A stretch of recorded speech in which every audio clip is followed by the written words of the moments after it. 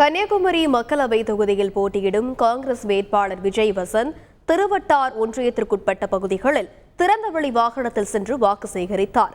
ஆற்றூர் சந்திப்பில் வாக்கு சேகரிப்புக்காக சென்ற அவருக்கு உற்சாக வரவேற்பு அளிக்கப்பட்டது. தொடர்ந்து மக்கள் மத்தியில் பேசிய அவர், பிரதமர் மோடி அறிவித்தபடி 2 கோடி பேருக்கு வேலைவாய்ப்புகள் ஏற்படுத்தப்பட்டனவா என கேள்வி எழுப்பினார். மேலும் கலவரத்தால் பாதிக்கப்பட்ட மணிப்பூருக்கு ஏன் பிரதமர் செல்லவில்லை என்றும் விஜய் வசந்த் வினவினார். எடுத்த உடனே 15 லட்சம் ரூபாய் உங்க அக்கௌண்ட்ல வரும். வந்துச்சா? ஆண்டுக்கு 2 கோடி பேருக்கு வேலை வாய்ப்பு. என்னாச்சு? எல்லாம் புஷ்டாச்சு.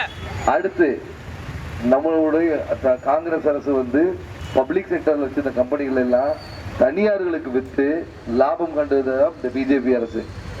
பெட்ரோல் டீசல் விலையை தொடர்ந்து கச்சா எண்ணெய் விலை குறைந்திருந்தாலும் அது டீசல் பெட்ரோல் விலையை உயர்த்தி கொண்டே இருந்தாங்க. ஏதாவது எலெக்ஷன் வந்தா ஒரு 2 ரூபா 5 ரூபா குறைச்சிப்பாங்க, ஓட்டு வேணும்னு. அதுக்கப்புறம் திருப்பி ஏற்றிப்பாங்க. இவங்க மக்களுக்காக இருக்கிறவங்களா? பாலம் திறக்கிறது போறாரு, விமான நிலையம் திறக்கிறது போறாரு, அம்பானி கல்யாணத்துக்கு போவாரு. ஆனா மணிப்பூரில் ஒரு கஷ்டம்னா போக மாட்டார்.